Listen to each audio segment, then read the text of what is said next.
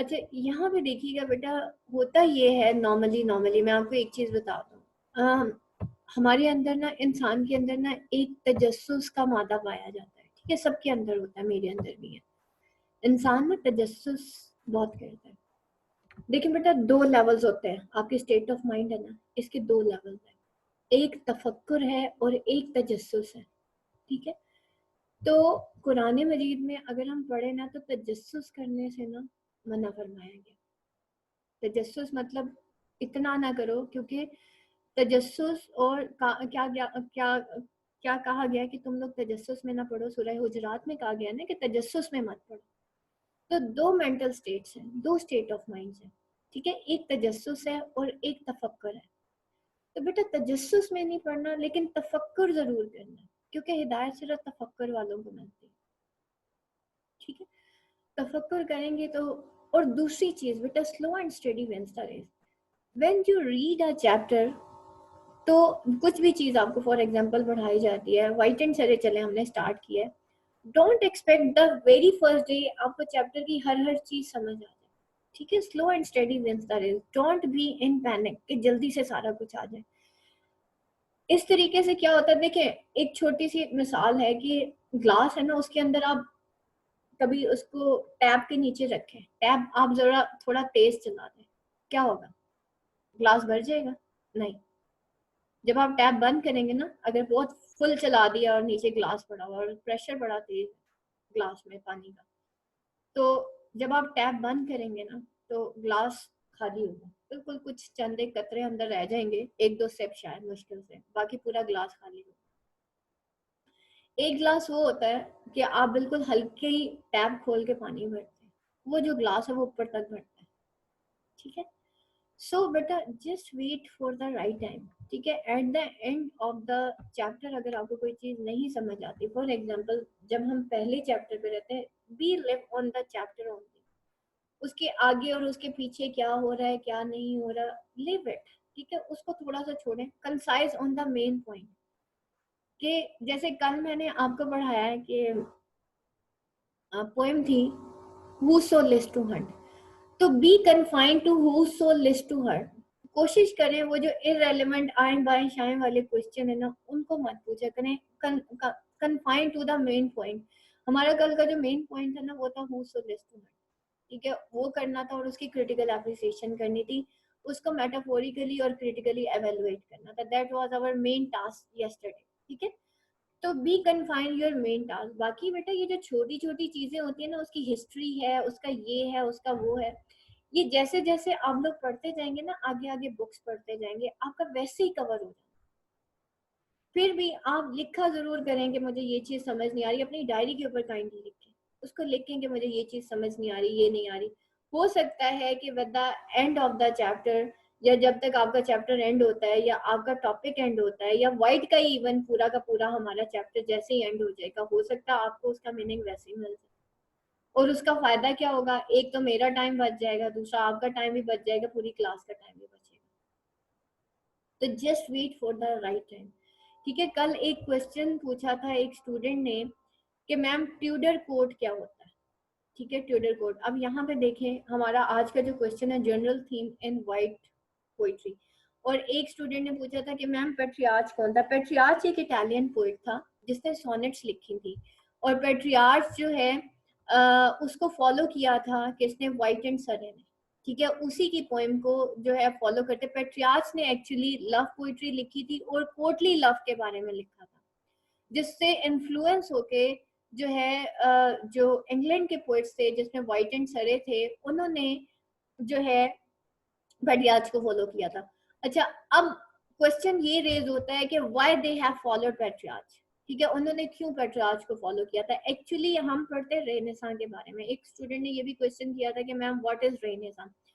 Renaissance is the revival और rebirth of the knowledge. जो new commerce हैं specially बेटा वो ये चीज देख लें, वो रीबर्थ ऑफ नॉलेज स्टार्ट हुई थी 15th एंड 16th सेंचुरी में। Wyatt and Surrey are 15th and 16th century poets, ठीक है, अब ये याद रखिएगा। चौसर 14th सेंचुरी पोइट था, ठीक है। अब हम पढ़े 15th सेंचुरी पोइट के बारे में।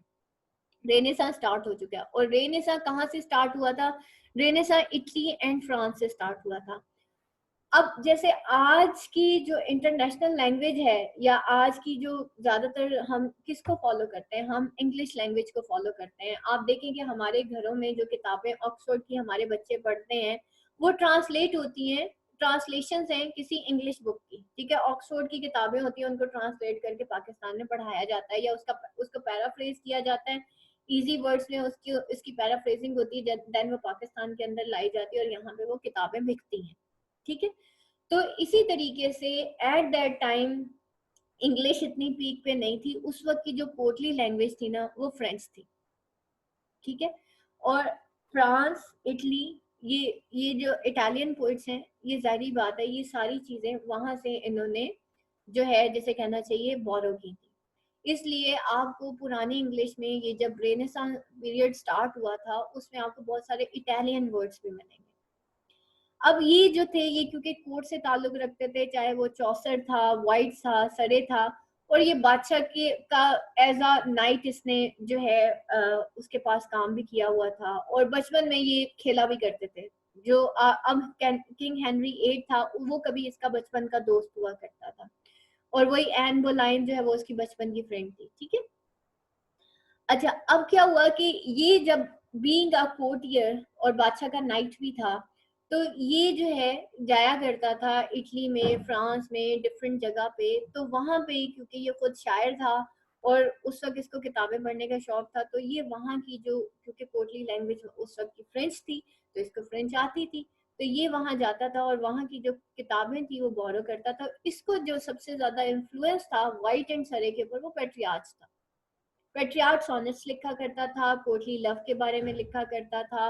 इन अ सेंस हम लोग उन राइटर से ज्यादा इन्फ्लुएंस हो जाते हैं जिनकी जो लाइफ है वो हमारी लाइफ जैसी होती है, ठीक है, या जिनकी सोच हमारी सोच जैसी होती है। वो कहते हैं ना, वो एक दिल से दिल को राह होती है, और यानी कि जो सेम माइंड्स के पीपल होते हैं उन्हीं की आपस में दोस्ती होती है, ठीक है। इसी तरीके से जो सेम माइंड्स के लोग होते हैं, मुझे वो किताब पसंद आएगी जो कि मेरे माइंड के अकॉर्डिंग होगी, यानी कि मेरी सोच, मेरा गुमान, मेरे जो तफक्कुर है उसके हिसाब से जो भी पोइट्री की बुक होगी वो मुझे इन्फ्लुएंस करेगी। वाइट का आप जरा बैकग्राउंड देखें, कोर्टली लव, कोर्ट से ताल्लुक रखता था, कोर्टियर था, ठीक है। फिर पेट्रियार्च ने कोटली लव के बारे में लिखा था, और कोटली लव मैंने आपको बताया था कि कोटली लव एक ऐसी मोहब्बत को कहते हैं जिसमें एक कोर्टियर जो होता है वो क्वीन की मोहब्बत में गिरफ्तार हो जाता है, या किसी शहजादी की मोहब्बत में गिरफ्तार हो जाता है, उसको कहते हैं कोटली लव। और ये वो लव होता है जिसका कोई मतलब दैट इज जस्ट अनफिनिश्ड जिसे कहना चाहिए लव, या ब्रोकन जो उनका रिलेशनशिप होता है, दैट इज द थिंग जो कि उसके अंदर दिखाई जाती है, इसको कोटली लव कहा जाता है। और बीइंग अ कोर्टियर, ये कोटली लव नॉट ओनली पेट्रियार्च की पोइट्री में दिखाया गया बल्कि वाइट की पोइट्री में भी दिखाया गया। अच्छा, अब इसके अंदर जो है दो तरह के पोइट्स आ जाते हैं, एक प्लेटोनिक लव आ जाता है और एक पेट्रियार्चन लव आता है। पेट्रियार्चन लव जो है उसमें ये कहा जाता है कि that is the combination of two souls, यानी कि मोहब्बत जो है वो दो रूहों के दरमियान होती है। और प्लेटोनिक लव जो है वो जो है आप जॉन डन के अंदर पढ़ेंगे कि प्लेटोनिक में वो ये कहता है कि भाई हम बेशक जितने मर्जी दूर हो जाए, दूर मतलब जितने मर्जी, क्योंकि जॉन डन ने बेसिकली अपनी जितनी भी पोइट्री लिखी वो अपनी बीवी की मोहब्बत में लिखी, यानी कि 3 खवातीन थी जिनके बारे में उसने लिखा था। जॉन डन ने पोइट्री लिखी थी, वो जब आपको जॉन डन पढ़ाऊंगी फिर मैं बताऊंगी। लेकिन वो मेन एक तो जो उस वक्त की, जैसे हम बात करते हैं किसी बेनजीर भुट्टो की, यानी कि ऐसी खवातीन जो कि एक स्टेटस वाली खवातीन होती हैं, या जिन्हें हम कहते हैं कि जैसे अल्लामा इकबाल की पर्सनालिटी है, या हम अपने उसमें कोई ऐसी पायस लेडी के बारे में पोइट्री लिखना। तो एक तो उसने वो वाली पोइट्री लिखी थी, दूसरी जो है उसने अपनी जो है बिलव्ड के बारे में जो पोइट्री है वो लिखी थी बिफोर मैरिज, उसका जो लव था। एंड आफ्टर मैरिज जो है हम उसकी जितनी भी पोइट्री पढ़ेंगे वो सारी उसने शादी के बाद लिखी। और उसमें ये था कि वो जॉन डन था, वो कहीं ना कहीं उसकी जॉब शायद कुछ ऐसी थी या क्या था, लेकिन वो हर वक्त ट्रैवलिंग में ही रहता था, ट्रैवल करता था, तो वो उसमें हमने देखा कि वो प्लेटोनिक लव को फॉलो करता है। ये पेट्रियार्चल लव है, ठीक है, जो आप वाइट एंड सरे में पढ़ेंगे, वो प्लेटोनिक लव को वो शो करता है। वो कहता है कि भाई मैं चाहे जहां मर्जी चला जाऊं, लेकिन हमारी जो सोल्स हैं वो कभी जुदा नहीं हो सकते, हमारे जो दिल हैं वो कभी जुदा नहीं हो सकते। इसको प्लेटोनिक लव कहते हैं। अभी यहाँ पे हम पेट्रियार्चल को फॉलो कर रहे हैं। पेट्रार्च ने सोनेट्स को फॉलो किया था। अब यहाँ पे अगर किसी को कोई चीज समझ नहीं आ रही है, हाँ, ट्यूडर कोड जो है, ट्यूडर कोड के बारे में कल एक स्टूडेंट ने पूछा था। अब ये ट्यूडर कोड के बारे में आपके पास आ गया कि ट्यूडर कोड क्या था। The Tudor court was filled with change as Henry VIII reign was a time of great political, social, national and international upheaval. Tudor court actually इस Henry VIII के कोर्ट को कहा जाता था, जो कि filled था with change, यानी कि उसके अंदर चेंज हो रहा था। as Henry VIII reign was time of great, क्योंकि Henry VIII का जो टाइम था वो great political, social और national and international upheaval था। White was central to all of these areas as a lover, a courtier, an ambassador, and a diplomat. White suggests that change is natural and inevitable, but nonetheless dangerous and sometimes fatal. अब ये white का एक concept था। अब आपकी जो कल वाली पोएम थी, इवन कोई भी वाइट की पोएम है, उसमें आप ये जो है ट्यूडर कोर्ट के बारे में भी लिख सकते हैं, हेनरी एट के बारे में भी लिख सकते हैं, इवन ये पैराग्राफ भी आप ऐड कर सकते हैं, ठीक है, कोई ऐसा इशू नहीं है, क्योंकि बेसिकली उसकी जितनी भी पोएम्स है उसके अंदर आप यही देखेंगे। उसके बाद अब देखें ये क्या है, म्यूजिक एंड सॉन्ग, ये इसकी लैंग्वेज में आ जाता है। हमने देखा कि जब हम किसी भी पोएम की थीम्स लिखते हैं तो हम उसकी लैंग्वेज को जरूर डिस्कस करते हैं, ठीक है। अब यहाँ पे देखें म्यूजिक एंड सॉन्ग, ये वाइट की पोइट्री की थीम्स है कि several of White's greatest works are songs as a popular court entertainment and a fashionable way to demonstrate one's verbal wit and musical prowess. White made use of the ballad to show his skill and to deliver his opinion on issues of the day. Music was an integral part of the court of Henry VIII. Henry himself was an accomplished musician and singer, composing and performing his own ballads and songs. The songs that best express White's sentiments would be the ballads They Flee for Me and Blame Not My Lute, which typify White's varying position in the court. जो songs जो हैं the best expression white sentiments would be the ballets, ठीक है, वो जो है वो ballets लिखता है, जैसे दे फ्ली फ्रॉम मी और and blame not my lute, which typify, जो कि टाइपिफाई करते हैं वाइट की वेरिंग पोजीशन को in the court.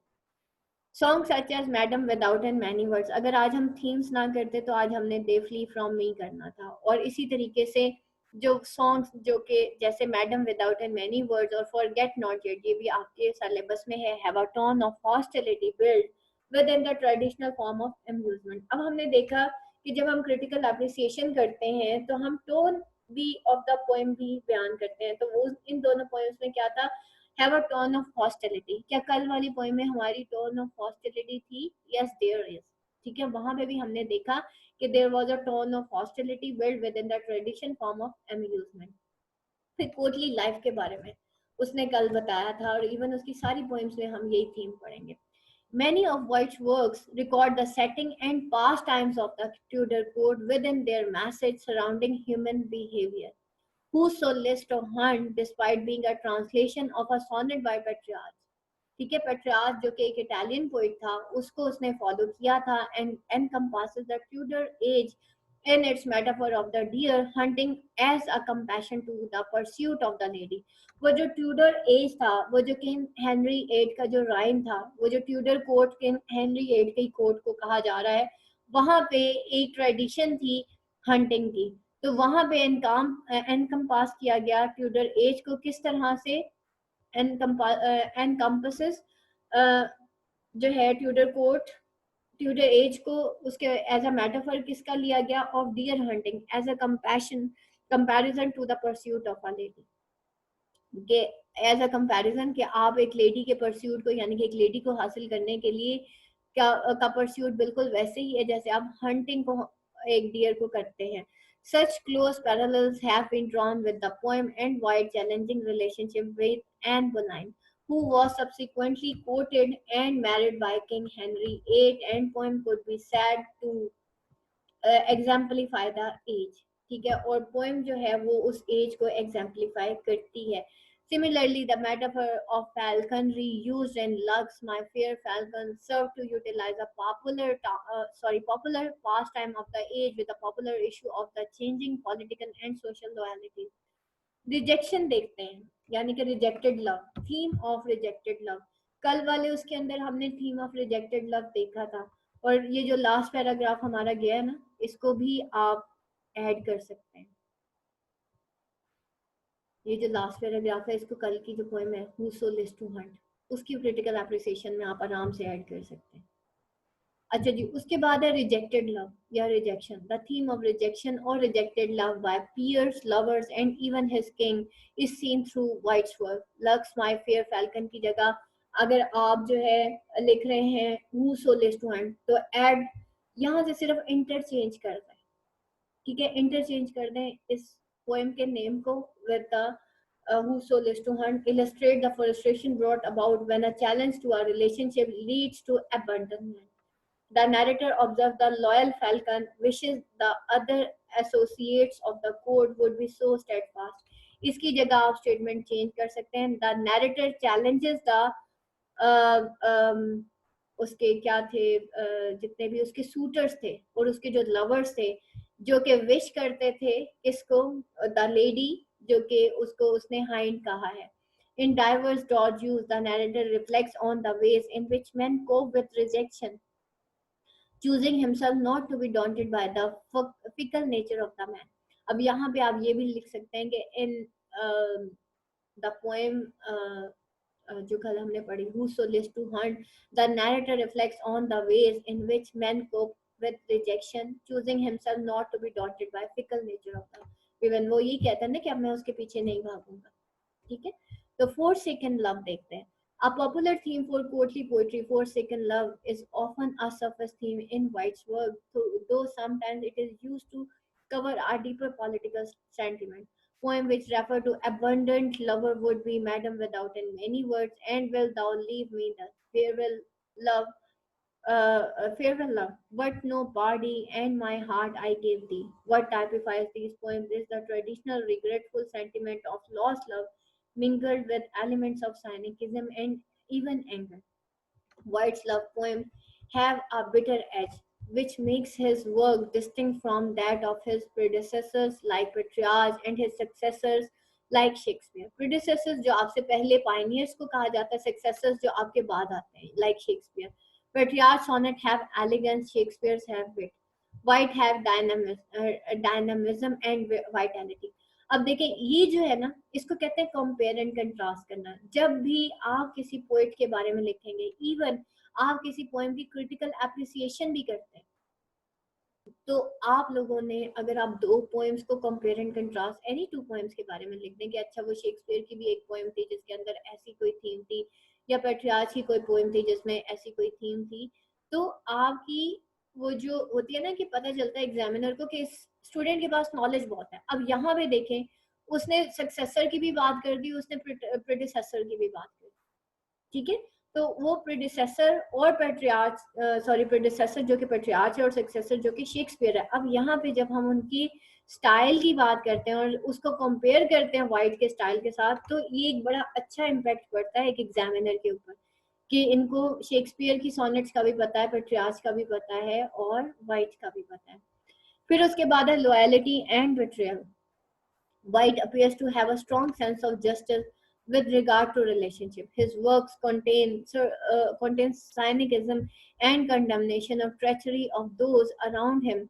His translation of sonnets such as "Whoso left to hunt, they flee from me, and forget not yet" are used to present his frustration and condemnation of transitory, sometimes even fatal, implications of bond which are made and broken. Within the code, a common theme of the spurned lover exists through patriarch work. In some extent, White utilizes this theme in poems such as My Heart I Give Thee and songs such as Madam Without in many words. Often his acknowledgement of betrayal can work on several levels, with criticism being implied of not just his lady, also his peers and his king. अच्छा जी, अब यहाँ पे देखें बेटा, आपको एक छोटा सा लतीफ़ा सुनाती हूँ. एक दफा ना एक उस्ताद होता है, वो अपने शागिर्द को कहता है, दो मतलब उसके डिफरेंट शागिर्द बैठे होते हैं, वो उसको कहता है कि भाई कल ना तुमने एक जो है मजमून लिख के लाना है, मेरा बेहतरीन दोस्त।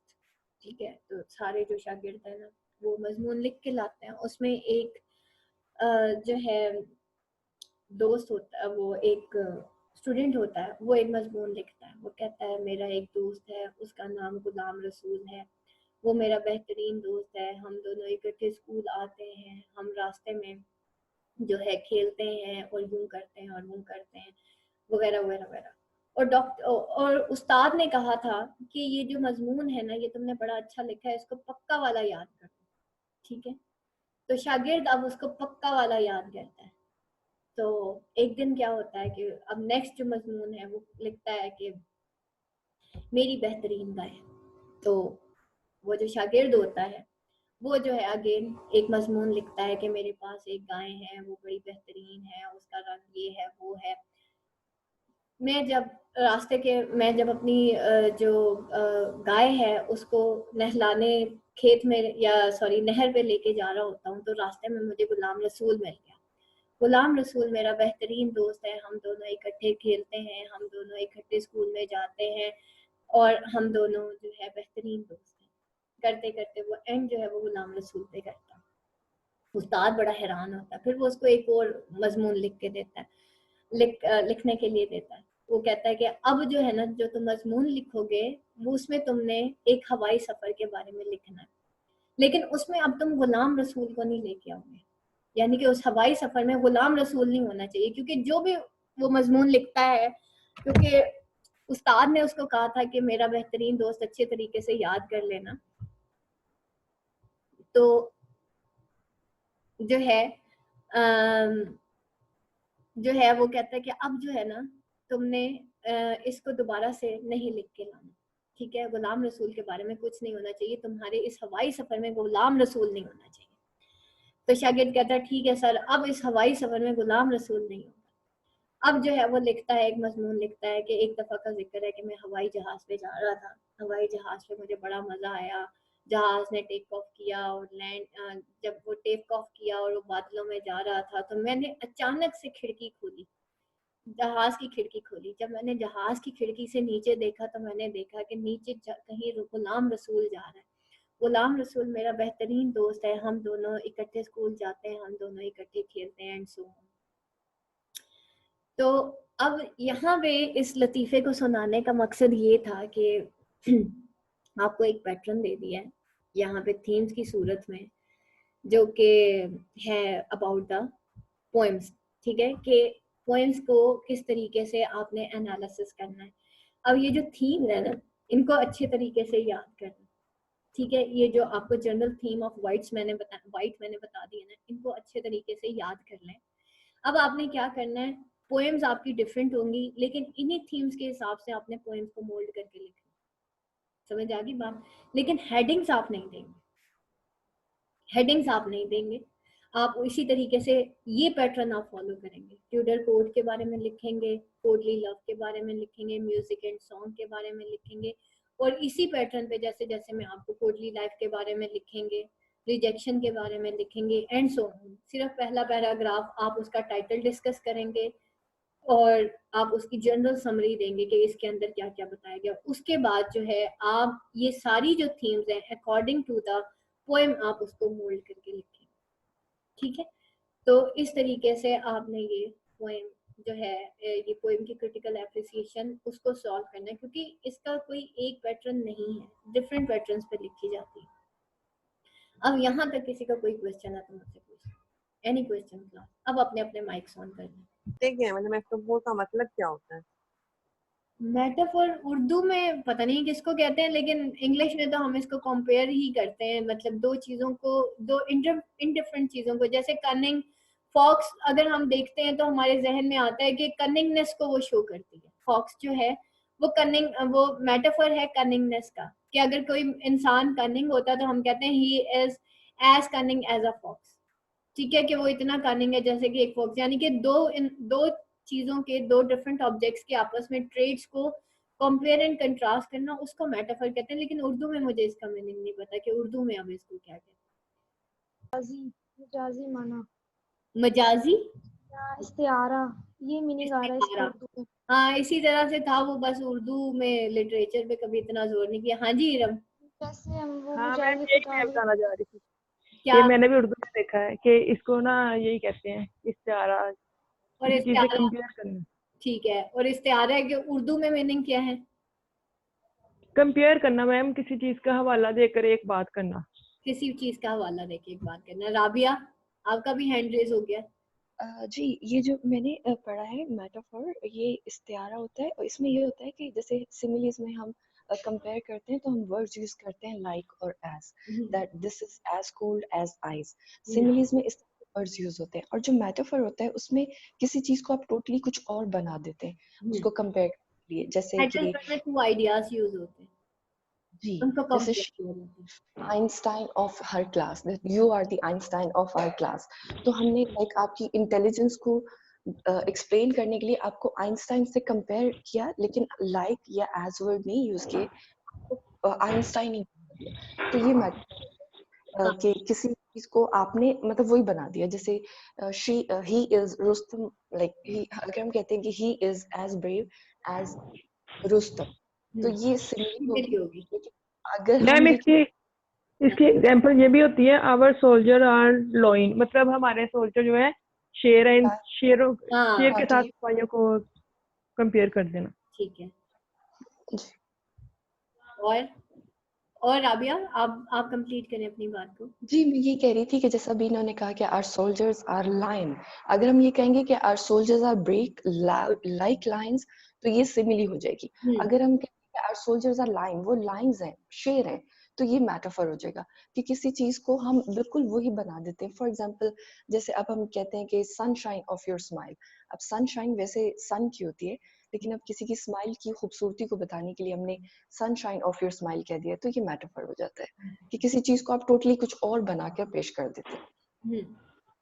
ये जनाब है, यानी कि एक कॉन्सेप्ट को या दो चीजों की ट्रेड्स को आपस में कंपेयर एंड कंट्रास्ट करके, यानी कि किसी को कुछ और बना देना। जैसे उन्होंने कहा कि सोल्जर्स आर लॉयन, ठीक है, और सोल्जर्स आर लॉयन, और ये इस तरीके से।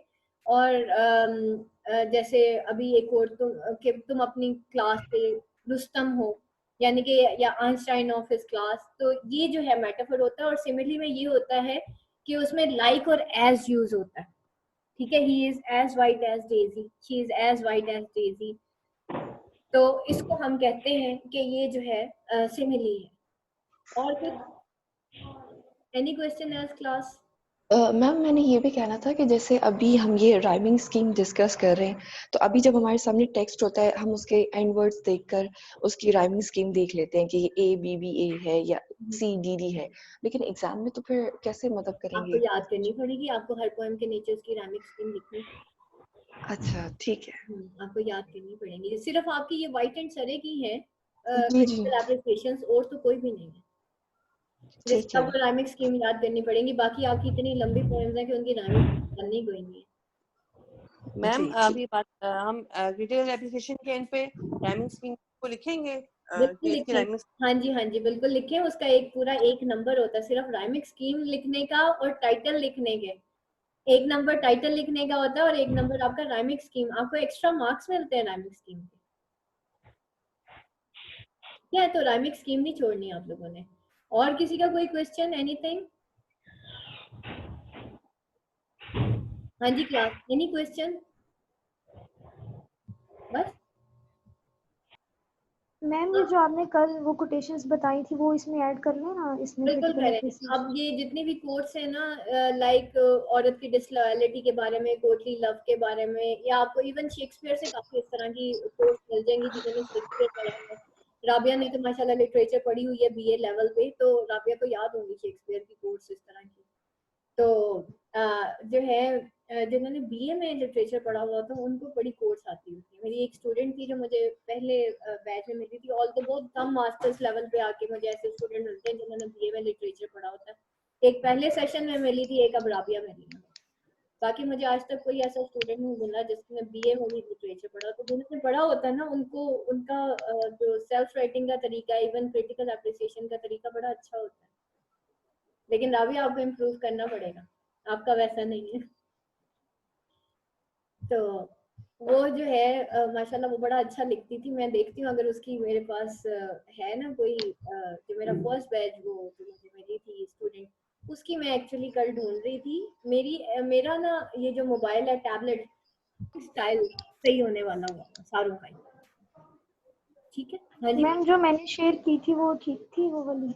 बेटा वो भी ठीक थी, लेकिन मैं आपको ना वो वाली शेयर करूंगी जो बहुत ही ज्यादा ठीक है। वो भी ठीक है, वो गलत नहीं थी। मैंने कहा क्रिटिकल एप्रिसिएशन कोई भी गलत नहीं होती, लेकिन द थिंग इज दैट के एक थोड़ा सा एलिवेटेड स्टाइल होता है ना।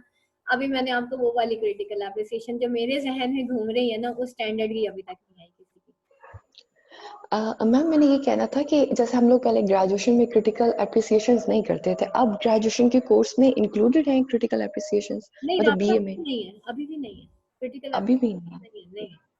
अच्छा, ठीक है ठीक है। आप लोगों ने भी नहीं की थी? नहीं, हमारे टाइम, क्योंकि मुझे ग्रेजुएशन किए हुए हो गए हैं, मैं तो जब मैं 19-20 इयर्स की थी तब में तो कोई ऐसा क्वेश्चन नहीं होता था क्रिटिकल नहीं नहीं एप्रिसिएशन का इसका एग्जाम। होता है, इसका जैसे ये देखे ना, पोएम की आप थीम्स एक सेट पे निकाल लें, जैसे थीम ऑफ चेंज आ गया, म्यूजिक एंड सॉन्ग आ गया, ये चले थीम ऑफ ट्यूडर कोर्ट ही ले लें। ठीक है, ये एक थीम ये हो गई, एक ये हो गई। ये जो थीम्स है ना, ये साइड भी कर लें। अब इसी के हिसाब से आपने पूरी पोएम को मोल्ड करना है।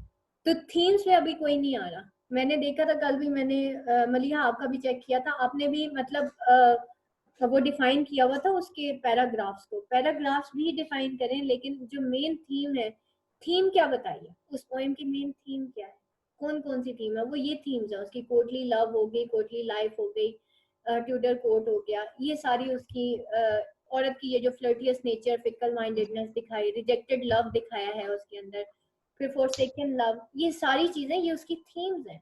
आप इन थीम्स के ऊपर जो है उस पोएम को मोल्ड करें ना। मैं देखती हूँ बेटा, आज अगर शायद मुझे मिल जाए मेरे कहीं लैपटॉप में, तो मैं देखती हूँ, मैं फिर आपको शेयर करती हूँ। और किसी का कोई क्वेश्चन, एनीथिंग?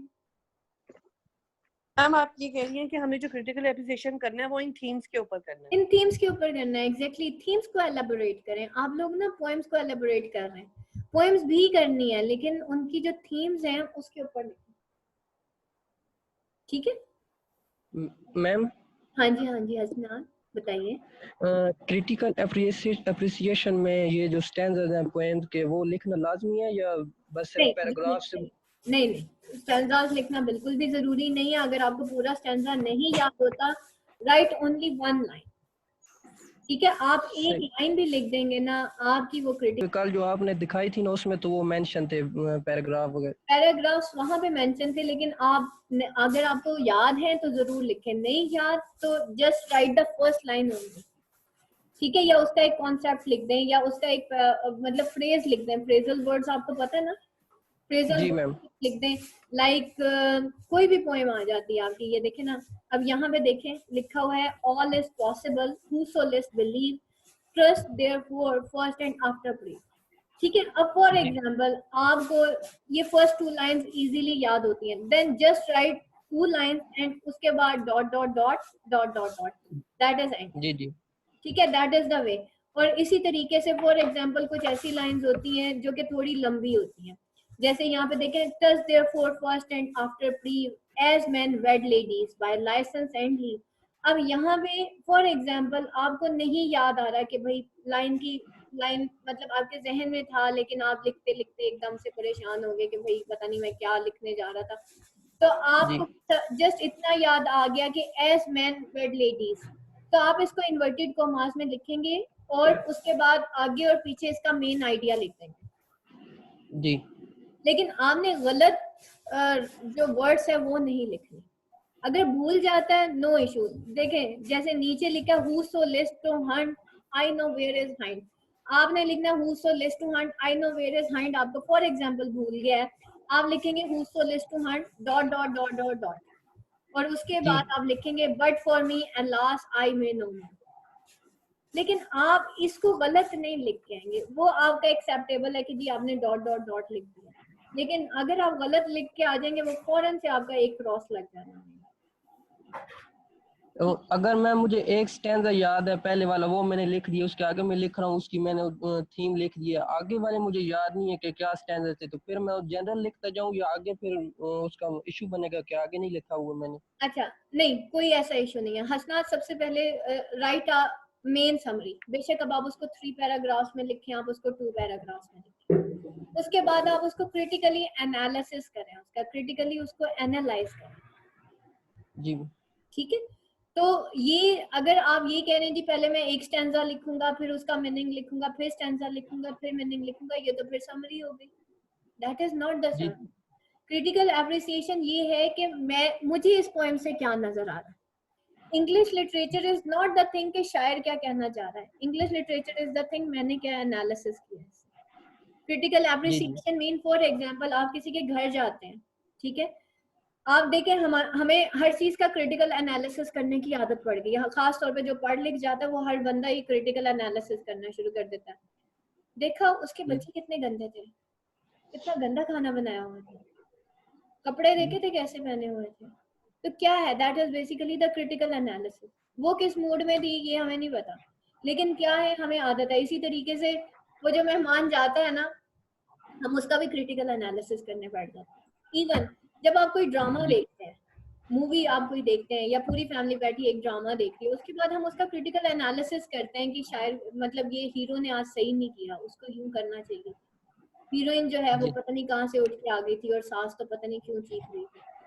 तो what is this is the, फिर हम कहते हैं नहीं नहीं वो इस वजह से नहीं इस वजह से कर रहा था, एक्चुअली उसके बैक ऑफ द माइंड में ये चल रहा था इसलिए। तो हम वो क्या कर रहे थे, हम उसका क्रिटिकल एनालिसिस कर रहे होते हैं उस पूरे ड्रामा का। ठीक है, तो that is the critical appreciation कि एक जो रीडर है उसने क्या परसीव किया, आपने क्या परसीव किया, आपको क्या पता चला इसके अंदर से। तो हमें बेसिकली ये पता चला कि that is basically depends upon कि इसके अंदर जो वो हाईलाइट कर रहा है वो टोटली अलग है। ठीक है, उसके बाद जो वो ब्रोकन रिलेशनशिप को शो कर